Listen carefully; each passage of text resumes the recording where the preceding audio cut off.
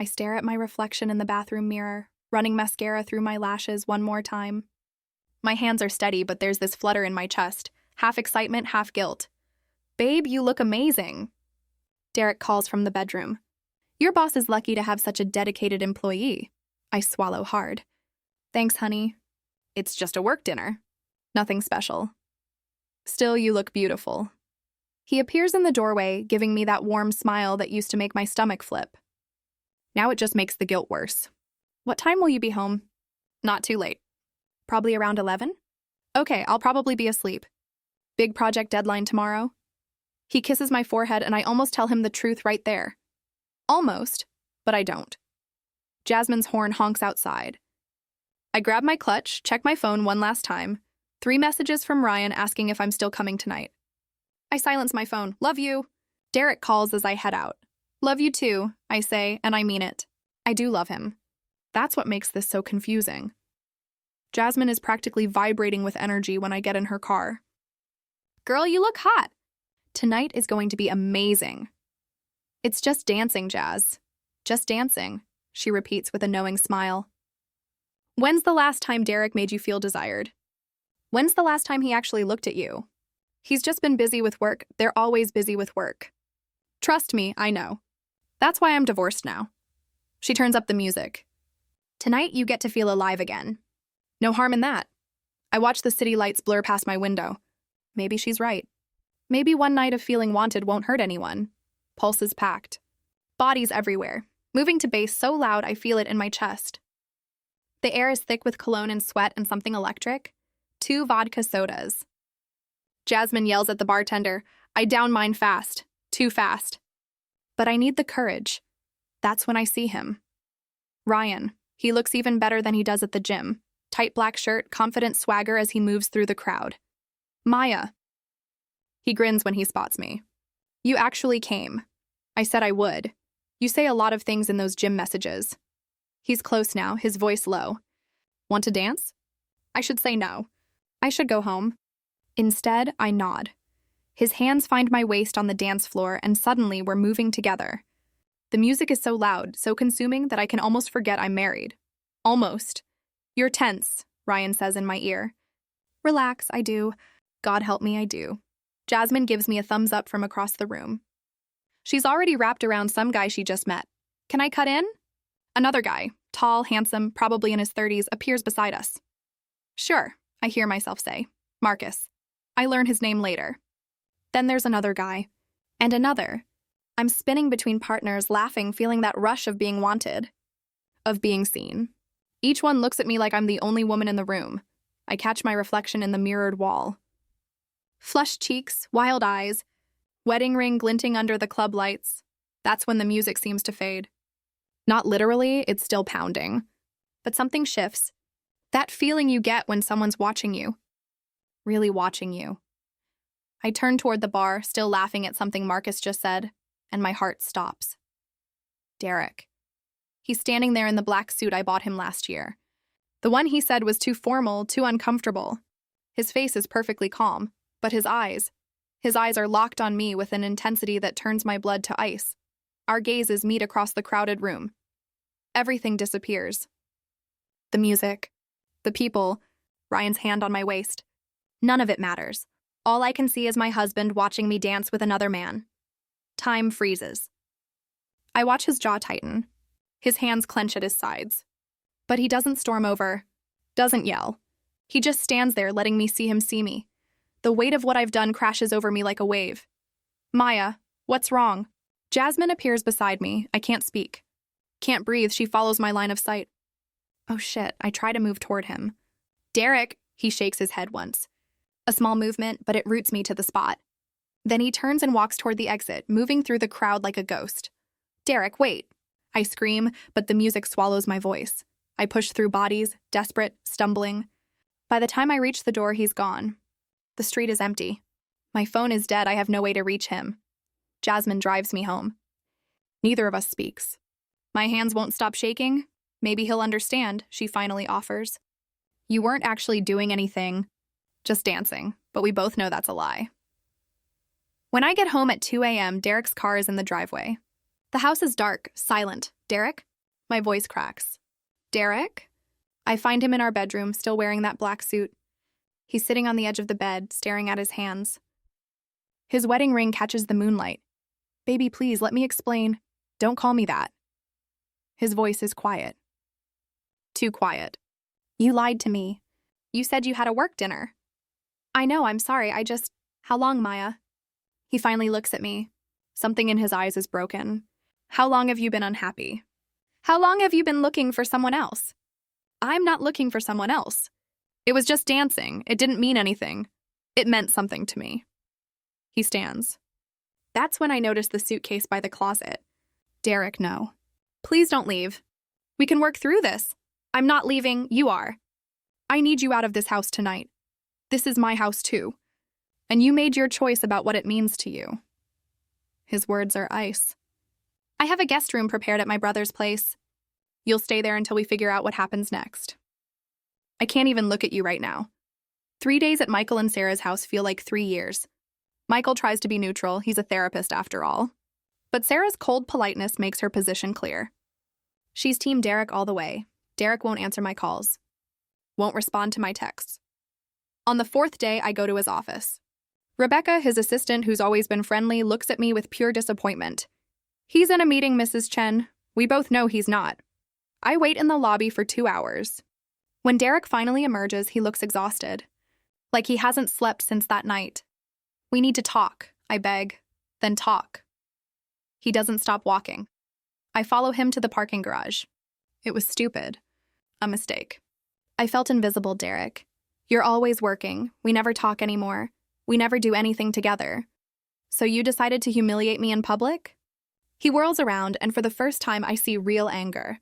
You decided that instead of talking to me, you'd go to a club, lie about where you were, and dance with other men? I wasn't thinking clearly. Who's Ryan? Everything inside me goes cold. What? Ryan Mitchell. The guy with his hands all over you. I looked him up. He's a trainer at your gym. How long have you known him? Is there more I should know about? Nothing happened with Ryan. Nothing happened with anyone. But you wanted it to. His voice shakes. That's the part you don't get, Maya. You wanted to feel desired by other men. You wanted to cross that line. And the only reason you didn't go further is because I showed up. What would have happened if I hadn't been there? I have no answer. Because we both know the truth. I might have kept going. Derek gets in his car. My lawyer will contact you next week. I need time to think about whether this marriage is worth saving. 2 weeks pass in agony. I've tried everything. Flowers, letters, showing up places I know he'll be. Nothing works. Then Jasmine drops a bomb. We're having coffee when she mentions, I ran into Derek last night. At Pulse, my heart stops. What, Derek was at the club? Why? He was there the same night we were, Maya. That's how he saw you. I don't understand. Why would Derek be at Pulse? He was planning a surprise for you. Sarah's voice makes me jump. She's standing behind me, her expression a mix of anger and pity. She sits down uninvited. Michael told me I shouldn't interfere, but I can't watch this anymore without you knowing the truth. What truth? Sarah takes out her phone, shows me a group chat from 3 weeks ago. Derek, Michael, Sarah, Derek's friends. All discussing an elaborate surprise party for our 5th wedding anniversary next month. He'd booked the VIP section at Pulse, our favorite club from when we were dating. He'd planned to recreate our first date. He was at the club that night to check the setup, Sarah says coldly. He wanted everything to be perfect. And then he saw you on the dance floor with those men. I can't breathe. Can't process this. There's more, Sarah continues. The black suit? He bought it specifically for that night. He wanted to look good for you. He's been working extra hours to pay for the party and a surprise trip to Paris, the honeymoon you never got because you both were broke back then. Everything I thought I knew was wrong. Derek wasn't distant. He wasn't neglecting me. He was planning the most romantic gesture of our marriage, and I destroyed it. I drive to our house with Sarah's words echoing in my head. I use my key, not caring if he's angry, but when I open the door, I freeze. Derek is sitting at the kitchen table with a woman I've never seen. She's beautiful, probably late 20s, with kind eyes. My stomach drops. Is this his lawyer? A new girlfriend? Maya, Derek says, standing. This is Dr. Catherine Lopez. She's a marriage counselor. The woman extends her hand. Nice to meet you, Maya. Derek has told me about what happened. I work with couples going through significant breaches of trust. I shake her hand, numb. You want to try counseling? I want to understand why, Derek says, his voice cracking. I've spent 2 weeks trying to figure out what I did wrong. Michael helped me see that maybe we both contributed to this. Maybe I was so focused on surprising you that I forgot to just be present with you. But I need to understand why you lied. Why you sought attention from other men. Why you threw away what we had. Dr. Lopez gestures for us to sit. Marriage is complicated. Trust, once broken, requires both people to commit to rebuilding it. Derek, I've heard your perspective. Maya, I'd like to hear yours. Not excuses, but the truth about what led you to make that choice. For the first time in weeks, I tell the complete truth. I talk about feeling invisible. About watching Derek work long hours and assuming he didn't care. About Ryan's messages and how the attention made me feel wanted. About Jasmine's influence. About my own weakness. About convincing myself that one night of feeling desired wouldn't hurt anyone. But it did hurt someone. I finish, looking at Derek. It hurt you. And I'm so sorry. Over the next month, Derek and I attend counseling twice a week. It's brutal. Dr. Lopez makes us confront uncomfortable truths. I thought actions spoke louder than words, Derek admits in one session. I thought working hard and planning romantic gestures proved I loved you. I didn't realize you needed daily connection more than grand gestures. But my revelations are harder to hear. Through therapy, I discovered that my need for validation didn't start with my marriage. It came from growing up with emotionally distant parents who only praised achievement, never just me. I'd been seeking external validation my entire life. The attention at the club wasn't really about Derek failing me. It was about my own insecurity. Meanwhile, the consequences ripple outward. Jasmine and I have a falling out when I tell her she was a bad influence. I didn't make you do anything, she snaps. You made your own choices, Maya. Don't blame me for your mistakes. She's right. But our friendship is damaged beyond repair. Ryan messages me on Instagram. I block him immediately, disgusted with myself for ever engaging with him. At work, colleagues treat me differently. Derek and I have mutual friends in the industry. Word has gotten around. Patricia, my boss, calls me into her office. Your personal life is affecting your performance. You've missed deadlines. You're distracted in meetings. I'm putting you on a performance improvement plan. Everything is falling apart. The one night of harmless fun has cost me my best friend, my reputation, nearly my job, and possibly my marriage. Derek is trying, but I see the hurt in his eyes every time he looks at me. Trust isn't just broken. It's shattered. 3 months after that night at Pulse, Derek and I face the biggest question. Can we actually rebuild this? Dr. Lopez gives us homework. We each have to decide independently whether we want to stay married. No pressure, no guilt. Just honest reflection. I spend a week thinking about nothing else. I imagine life without Derek, dating again, starting over, being the woman who destroyed her marriage for a few dances with strangers. The thought makes me sick, but I also have to face the possibility that Derek might choose to leave, that he might decide I'm not worth the effort. When we meet in Dr. Lopez's office for the decision session, my hands are shaking. Derek speaks first. I've been angry. I've imagined leaving 100 times. Every time I close my eyes, I see you dancing with that guy, smiling at him the way you used to smile at me. It's torture. My heart sinks. This is it. He's leaving. But then I remember why I fell in love with you. He continues, his voice softening. I remember the woman who stayed up all night with me when my startup failed. The woman who cried at our wedding because she said she couldn't believe she got to spend her life with her best friend. That woman is still in there.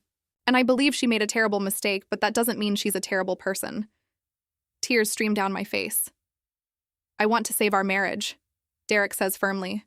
But I need you to do the work too, real work. Not just apologizing, but actually changing. Actually communicating with me instead of looking for validation from strangers. Can you do that? Yes, I whisper. I swear to God, yes.